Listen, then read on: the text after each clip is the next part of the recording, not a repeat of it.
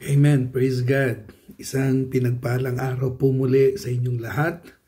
Binabati ko po kayo sa pangalan po ng ating Panginoong Yesus. And I'm praying that all of you are all in good condition, of course. Nasa mabuting kalagayan po ang bawat isa sa atin. Amen. Praise God. Bago po tayo tumuloy sa mensahe ng Panginoon, tayo po ay mag-pray. Panginoon, salamat po sa araw na ito. I-bless mo po ang pagsamba ng iyong mga anak. Panginoon, ipadama po ninyo ang inyong presensya sa bawat isa. Hatayaan mong sa puso po ng iyong mga anak, maramdaman po nila ang iyong kadakilaan, ang iyong kapangyarihan, Panginoon.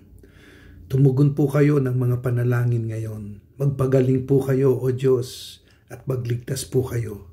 Hipuin mo ang bawat puso. Pagpalain mo po ang iyong mga salita. Tulungan po ninyo ang inyong lingkod. Ito po lahat ang aming panalangin sa pangalan po ng aming Panginoong Yesus. Amen and amen. Ang ating pong teksto sa araw na ito para sa salita po ng Panginoon ay makikita po natin sa Mark chapter 5 verse 21 to 43. Makipagbukas po kayo sa akin. Po, Mark chapter 5 verse 21 to 43. Praise God. Ganito po ang mababasa natin sa mga talata ng ating pong teksto sa araw na ito. Ang sabi po dito, "And when Jesus had crossed again in the boat to the other side, a great crowd gathered about him, and he was beside the sea. Then came one of the rulers of the synagogue, Jairus by name, and seeing him, he fell at his feet and implored him, earnestly saying, 'My little daughter is at the point of death. Come and lay your hands on her, so that she may be made well and live.' And he went with him. And a great crowd followed him and thronged about him. And there was a woman who had had a discharge of blood for 12 years, and who had suffered much under many physicians, and had spent all that she had, and was no better, but rather grew worse. She had heard the reports about Jesus, and came up behind him in the crowd, and touched his garment. For she said, 'If I touch even his garments, I will be made well.' And immediately the flow of blood dried up, and she felt in her body that she was healed of her disease. And Jesus, perceiving in himself that power had gone out from him, immediately turned about in the crowd and said, 'Who touched my garments?' And his disciples said to him, 'You see the crowd pressing around you, and yet you say, Who touched me?' And he looked around to see who had done it. But the woman, knowing what had happened to her, came in fear and trembling, and fell down before him, and told him the whole truth. And he said to her, 'Daughter, your faith has made you well. Go in peace, and be healed of your disease.' While he was still speaking, there came from the ruler's house some who said, 'Your daughter is dead. Why trouble the teacher any further?' But overhearing what they said, Jesus said to the ruler of the synagogue, 'Do not fear, only believe.' And he allowed no one to follow him except Peter and James and John, the brother of James. They came to the house of the ruler of the synagogue, and Jesus saw a commotion, people weeping and wailing loudly. And when he had entered, he said to them, 'Why are you making a commotion and weeping? The child is not dead, but sleeping.' And they laughed at him. But he put them all outside, and took the child's father and mother, and those who were with him, and went in where the child was. Taking her by the hand, he said to her, Talitha kumi, which means, little girl, I say to you, arise. And immediately the girl got up and began walking, for she was 12 years of age. And they were immediately overcome with amazement. And he strictly charged them that no one should know this, and told them to give her something to eat. Pagpalain po ng ating Diyos pagkabasa po natin sa kanyang mga salita. Alam niyo po ang pamagat ng ating sermon ngayong araw na ito is about the stories of faith miracles. Ang mga kwento ng himala ng pananampalataya. No. Alam niyo po, almost all Christians have stories of miracles. Lahat po tayo, mga kapatid, tayo po'y nakaranas ng mga himala. No po, whether big or small, we cannot deny the truth that these are miracles from God. No? Lahat po tayo, meron yan. No po? Sabi nga po nung isang preacher, no? Kasi sabi niya, minsan, the concept of miracle to people ay yung nakita nila, yung bulag, nakakita, yung lumpo, lumakad, yung buhay na buhay. Yes, those are miracles, no po.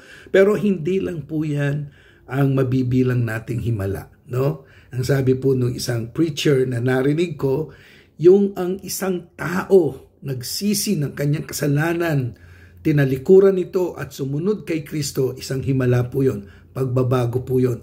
Kagalingan po sa spiritual yon, mga kapatid.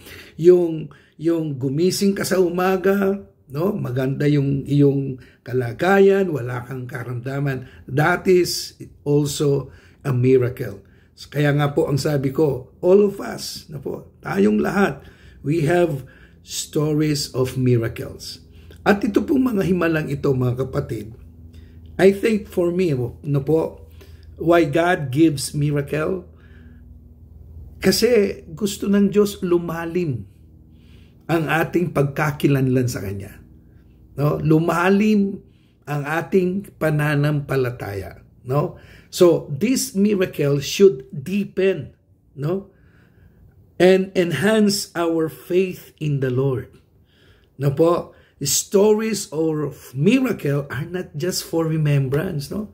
Hindi ho sila para sa ala-ala lamang, no? Ito po mga kwento ng himala. Ito po yung mga bagay na binibigay sa atin ng Diyos para palaguin ang ating buhay pananampalataya. Na po, these are not only for remembrance purposes. These are for growth in the Christian life. Because the more we experience God's power, na po, yung kapangyarihan ng Diyos na nararanasan natin, the more na nararanasan natin sa ating buhay, yun po ang nagpapatibay sa ating pananampalataya. Bakit sinasabi ko po ito, mga kapatid? Kasi, I don't know about you, but ako po napansin ko, no, there are people that despite the miracles happen, sa kabila po ng mga himalang nangyari sa kanilang mga buhay, nagagawa pa rin nilang talikuran ng Diyos. Nagagawa pa rin nilang umalis o talikuran ang kanilang pananampalataya sa Panginoon. Na po, maybe because the miracles happened in their life were not identified in their faith. Marahil isang dahilan po yun, no? Ito'y hindi nila inuugnay sa kanilang relasyon sa Diyos, sa kapangyarihan ng Diyos, sa kanilang mga buhay. Parang sa kanila marahil na nangyari yon simply because they were lucky enough to live another day. Na po, hindi po, mga kapatid, na po, ang mga himala po ng Panginoon sa ating mga buhay, ito po'y nagsisilbing kalakasan at pagpapatibay sa ating pananampalataya upang lalo pa nating maintindihan no po itong Diyos na ating pinaglilingkuran. Ano ang kanyang kayang gawin? Amen? At kung ano ang ang kanyang kapangyarihan sa ating mga buhay.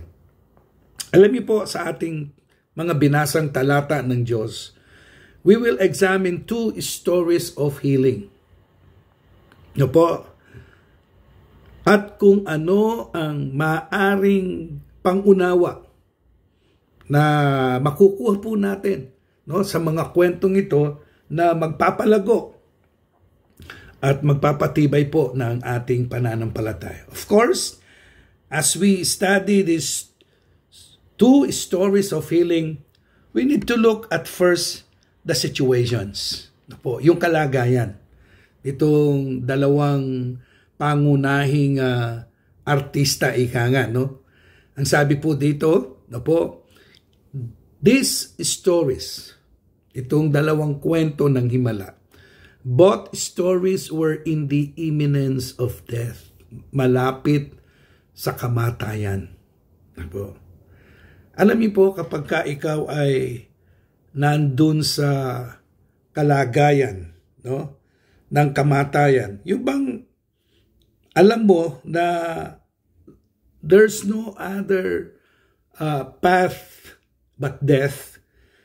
Kung ano-ano po ang naiisip natin, kung ano-ano po ang ating mararamdaman sa ating mga buhay, no po, kung ano-ano yung mga papasok na negative things, kabalisahan sa ating mga buhay. And we call those things stigma of death upon people. Kaya may mga tao po na ayaw po nilang pinag-uusapan ng kamatayan. And for obvious reason, that is also one reason, I guess, bakit may mga taong ayaw magpadoktor.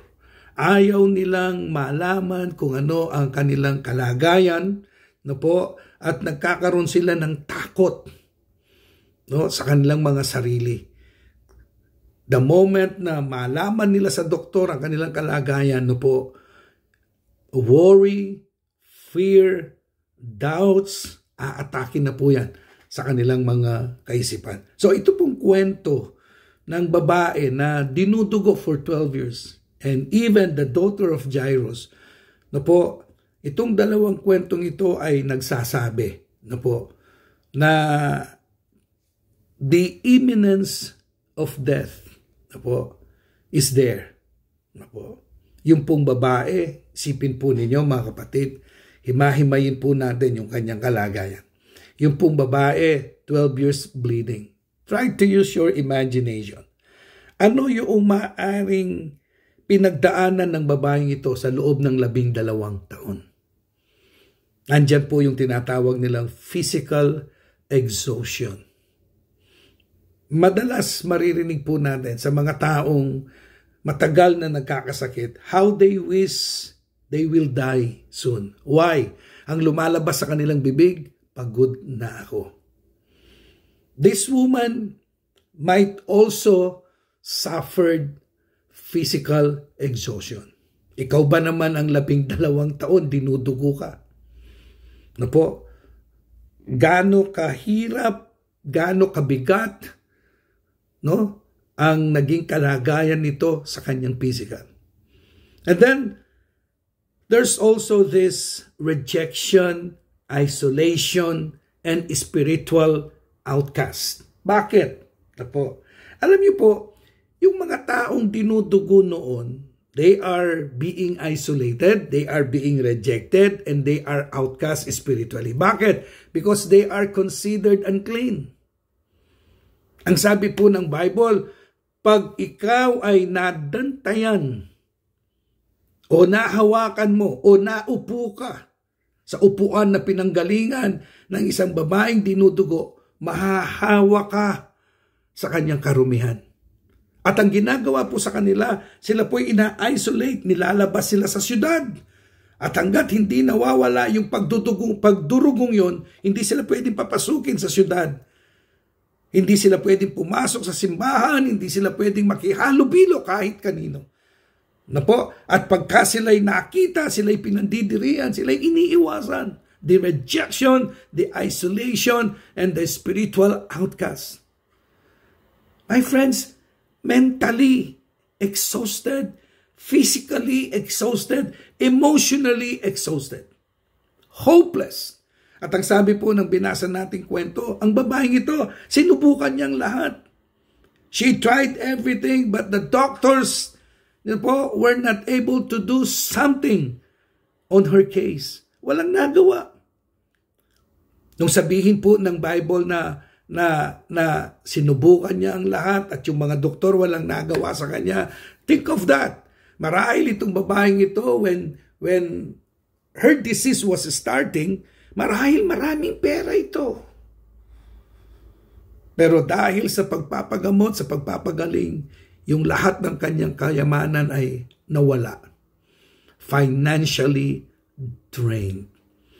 Can you imagine this struggle this woman had for 12 years?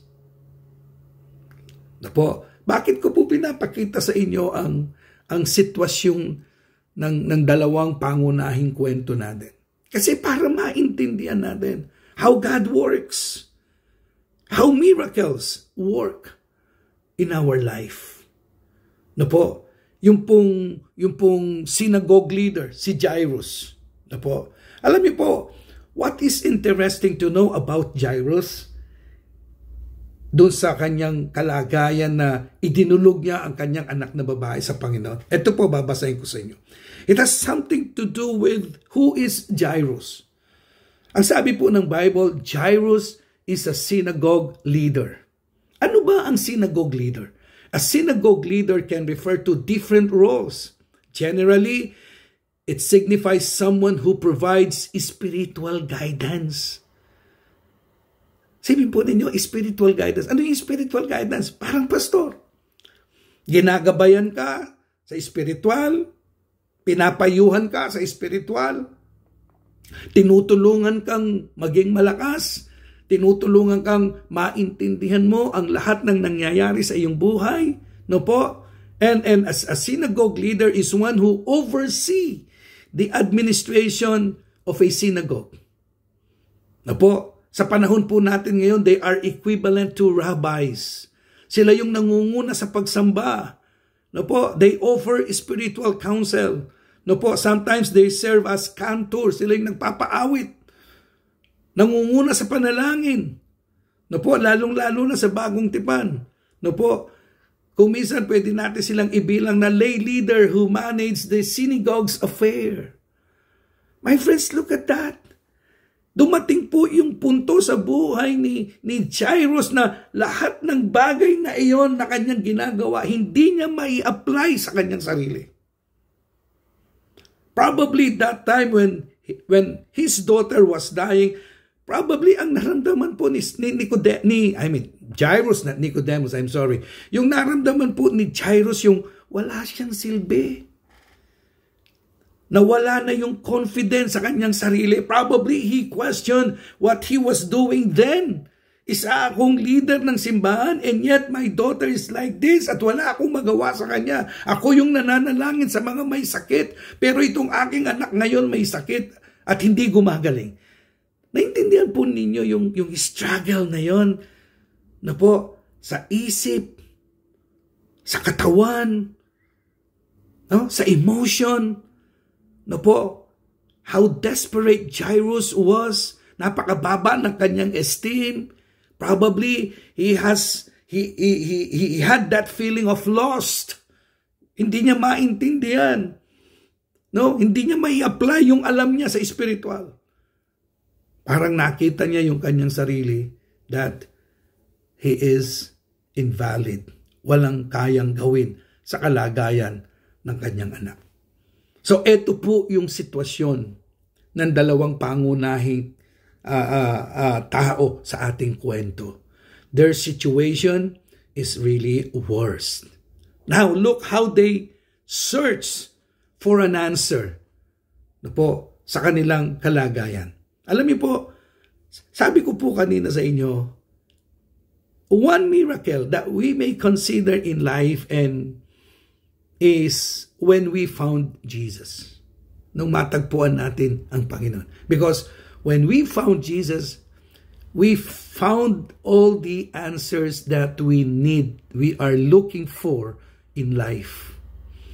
Ang sabi po ng kwento, yung babae, in one instance, narinig niya na padaan si Jesus. She had an encounter with Jesus, and so with Jairus. And so is Jairus, si Jairus po.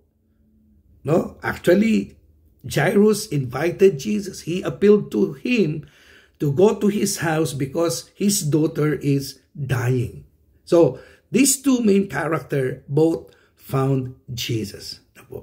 Alam niyo po mga kapatid, ito po yung pinakamagandang posibleng mangyari sa buhay natin. Ito po yung madalas naririnig natin na life may lead us to a point where we see and we realize upon ourselves that all of the things we know are of no use. Walang kwenta, hindi mo maaasahan, hindi mo mapanghahawakan. Yung babae, naubusan siya ng kayamanan. Si Jairus, lahat ng nalalaman niya about spiritual matters, hindi niya nai-apply sa kanyang anak. At minsan dadalhin ka ng buhay, ng panahon, sa ganung sitwasyon, to make us realize na sa buhay nating ito, hindi tayo pwedeng mabuhay hiwalay sa Panginoon. To bring us to reality, that solutions to our problems can only be ascribed in God. Minsan, kapag nakikita natin na umaasenso yung buhay natin, maganda yung nararanasan natin sa ating buhay, we tend to be self-sufficient. Para bagang ang pinapakita nating reaction sa mga buhay natin that we can survive even without God. My friends, we cannot be self-sufficient. We should be Christ-sufficient. Si Apostle Pablo, ganun po, hindi nagtitiwala sa kanyang sarili. Hindi nagtitiwala sa kanyang kakayahan. Ang mas mahalaga sa kanya, maranasan niya ang kapangyarihan ng Diyos at makilala pa niya lalo ang Panginoon. Because, as I said, solutions to our problems can only be ascribed in God. Sa Panginoon lang po natin matatagpuan ang lahat ng bagay. So my friends, this is one story of miracle that will lead us to growth in our spiritual life. Why? Because we will realize, we will discover na sa buhay na ito, hindi po pwedeng wala ang Diyos. Kailangan laging andoon ang Panginoon. Ang ating mga paningin laging dapat asa sa Diyos. Amen? Ito pong mga himalang ito, hindi lang tayo dadalhin sa realidad. Dadalhin po tayo sa isang napakalaking katotohanan. What seems to be impossible to men, nothing is impossible with God. Minsan, alam niyo po, the reason why we lose hope, the reason why we doubt and get discouraged, because we try to solve the problem out from our own understanding and perspective. Kapatid, napakaganda po ng pananampalataya sa panalangin nung isang hari. I think it's Jehoshaphat. Ang sabi niya, hindi po namin alam ang aming gagawin. Amen? Inamin niya sa kanyang sarili. He is powerless. Walang idea on how to overcome this challenge. This big challenge, big problem na kanyang kinakarap. Pero anong sinabi niya? Our eyes are upon you. Parang sinabi niyang, sa tingin namin, hindi namin kaya. Pero sa inyo kami nakatingin, sapagkat alam namin, kayang-kaya po ninyo, Panginoon. Miracles will bring us to reality of life and to the truth that struggles in life, can be overcome through His power, not through our might. Amen? At ito pong mga himalang ito, gaya po ng sinabi ko po kanina sa inyo mga kapatid, ito pong himalang ito, ang isang dahilan kung bakit nandyan yung mga yan, para palakasin tayo. No? Hindi para just to make us feel good, no? Hindi para i-enhance ang emotion. Ito pong mga himalang ito, nangyayari sa buhay natin, para sabihin sa atin ng Panginoon na ito ang katotohanan patungkol sa Kanya.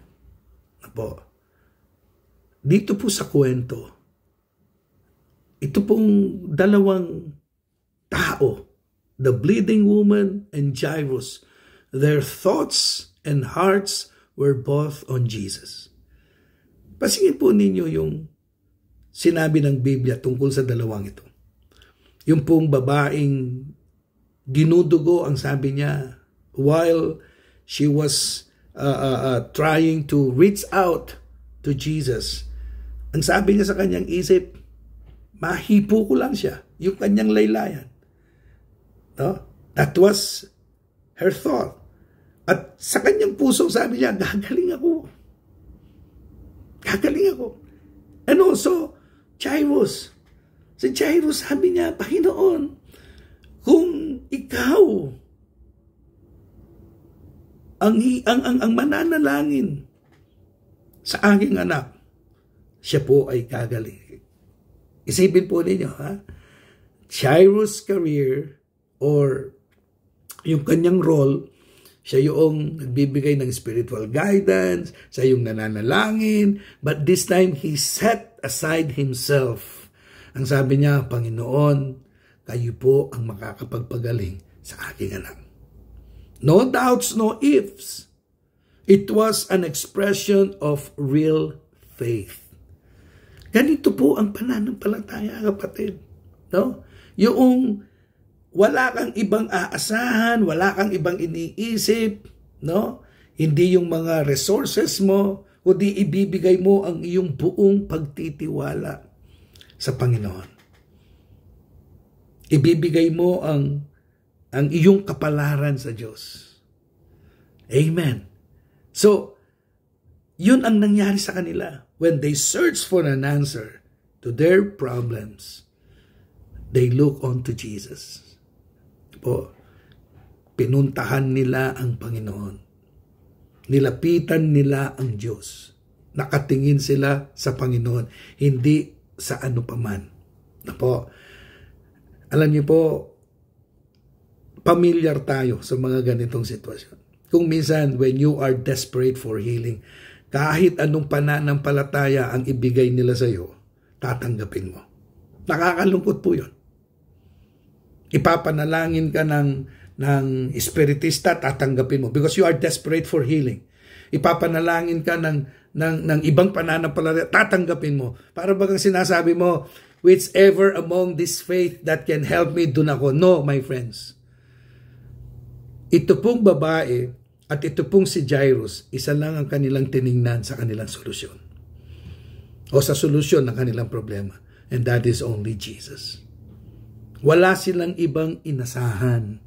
Ulitin ko po, tayo nakakalungkot sa pagiging desperado natin ng kagalingan.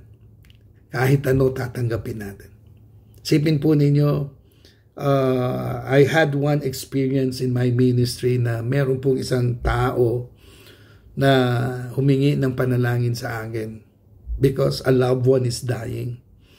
And so what I did, I went to this loved one of his, pinagpray namin, pinatanggap ko sa Panginoon. And then after a while, after a few days, nabalitaan ko, pinuntahan din siya ng Katoliko, pinagkanta, tinanggap din yun. And then pinuntahan siya ng Mormon, pinuntahan siya ng ibang relihiyon, tinanggap niya lahat yun, tinanggap nila na yun. My friends, you just need to trust Jesus. Yun ang totoong pananampalataya. Sometimes, we call that faith. Kahit ano tatanggapin mo. Tapos magdaday lang ka pa. Hindi, si Kristo din naman ang tinatawag nila. Diyos din naman ang kanilang kinikwento o sinasabi sa iyo. Kapatid, sana maintindihan po ninyo kung anong sinasabi ko. Ito pong dalawang pangunahing karakter sa ating teksto, nakatuon lang sila kay Kristo. Walang ibang maaaring magbigay ng katugunan sa kanilang kaisipan, sa kanilang mga problema, kundi si Jesus lang. Amen? And then, what is the significance of this miracle? The stories emphasize Jesus' power to heal.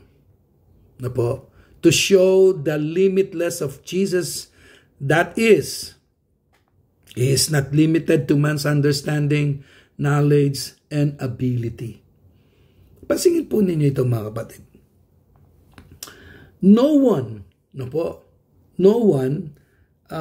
saw what the woman did. Kaya nga nung nagtanong ang Panginoon, yung sagot ng mga alagad parang daming tao, tapos tatanungin mo sa amin kung sino humipo sa iyo.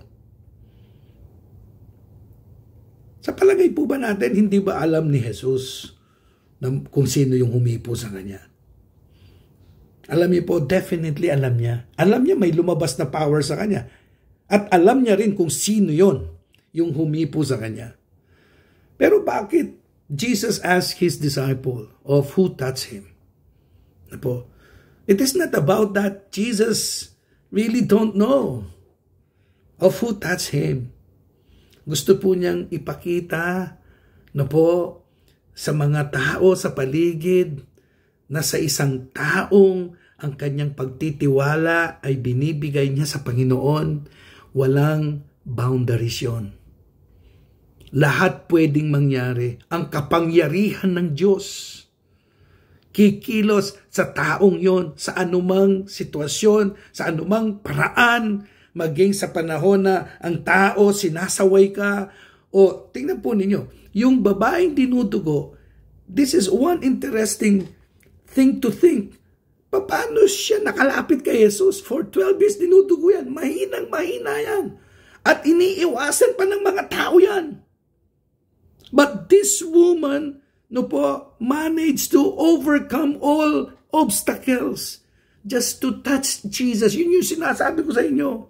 Wala silang ibang pinaniniwalaan, pinagkakatiwalaan ang kanilang sarili, ang kanilang paniniwala, ang kanilang paningin, lahat nakasentro kay Jesus. So kahit ano gagawin, pinakita po ng Panginoon that God is not limited on one thing.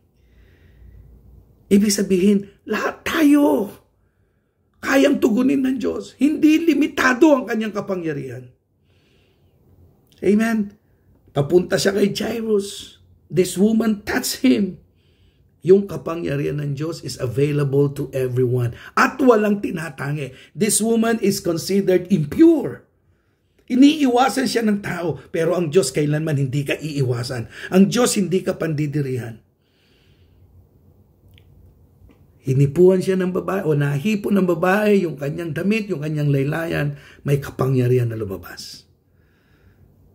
God is no respecter of person, my friends. He exactly knew who touched him. No, the reason why he asked, he just wanted to establish relationship. Kaya nung ang babae napansin niya na alam niya kung anong nangyari sa kanya, sinabi niya. Pinagtapat niya kay Jesus. And then what was Jesus' response? Ang sabi po ni Jesus, daughter. There goes the relationship, my friends. Tinawag na siyang anak ng Diyos. Daughter, your faith has made you well. Or your faith has healed you. Meron pong mensaheng gustong iparating ang Panginoon. In the same manner, yung kay Jairus, ganun din po ang ginawa ng Diyos. Sabi po ng mga tauhan ni Jairus, don't bother the teacher anymore, your daughter is dead. Sabi po ng Panginoon, anong pinagkakaguluhan ninyo? Tumapi kayo, bakit kayo umiiyak? No? Pinakita po dito ng Panginoon, He is not bound to our time, to our limitation, to our understanding. God has His timing, and that timing is powerful. Naalala po ninyo yung sinabi ng Panginoon kay Martha, nangyari ang lahat ng ito upang ang kalwalhatian ng Diyos ay mahayag. Trust His timing, my friends. Trust His power. He has no limitations. Amen? As far as the Lord is concerned, my friends, wala po tayong maaaring ipagduda. Kayang bigyan ng solusyon ng Panginoon ang lahat ng bagay. And what will cause healing in our faith in the Lord? Ulitin ko po, as far as the Lord is concerned, healing is given. Tandaan po ninyo. Ang sabi po ng Bible, by His stripes we are healed. Nandyan na yan. Healing is provided in the atonement of Jesus. Now, for us to receive it, we must believe, we must trust even before it will happen. Bago pa mangyari, bago pa natin matanggap, dapat ando na. Tingnan po ninyo yung babae. Mahipo ko lang yung kanyang laylayang gagalingaw. Advance. Si Jairus, sinabi niya, gagaling ang aking anak. Hindi pa pinagpipray, hindi pa nililihas ni Jesus, but in the heart of Jairus, there was this confidence that her daughter will be healed because of his faith in Jesus. The implication of ritual impurity. Na po, that is the third significance. Jesus' healing has no boundaries. It is on His grace and mercy, fueled by His great love for us. Po, that is the miracle. I mean, the cause of miracle in our life. Praise God. My friends, when God heals, always remember this. It is on His timing and will. Not on our will, not on our timing, not on our understanding, but on His might and power. Let us trust our Savior. Amen.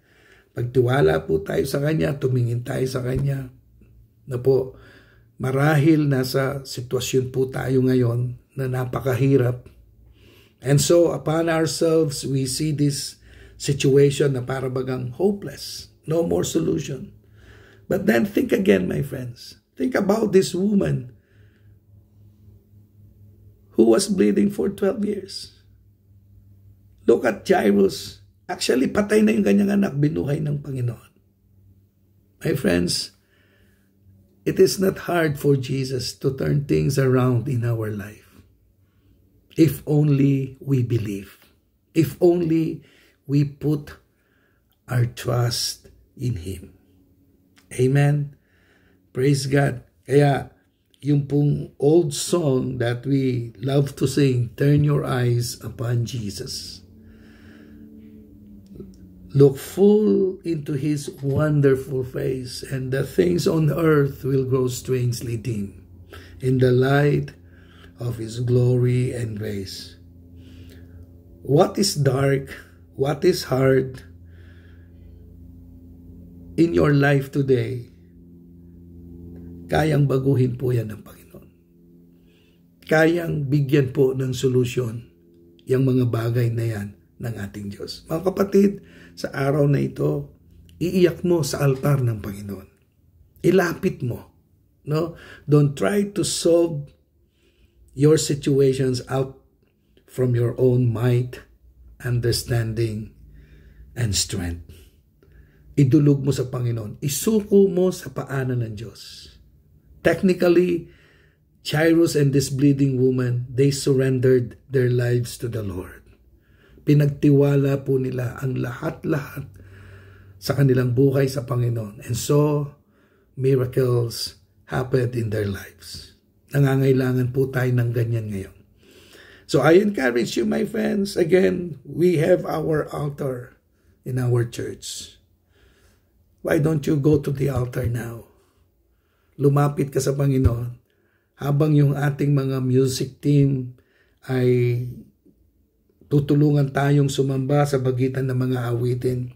I am inviting you all, my friends, to come in front and surrender everything, your situations to the Lord. Hindi po nalilingid sa Panginoon yan. Amen? And our assistant pastors will bless you in their prayers. Tutulungan kayo ng ating mga assistant pastor sa panalangin. Pumunta po kayo sa harap, mga kapatid. Idulog natin sa Diyos ang lahat ng bagay na kinakaharap natin sa ating buhay. Don't be bothered by time. No po, make the most out of this time to really worship God. Turn to Him in prayer. Lumapit po kayo sa harapan. Di po kayo mabibigo. At naniniwala po ako sa oras na ito mararanasan ninyo ang kadakilaan ng Diyos sa inyong mga buhay na magpapatibay at magpapalakas sa inyong pananampalataya.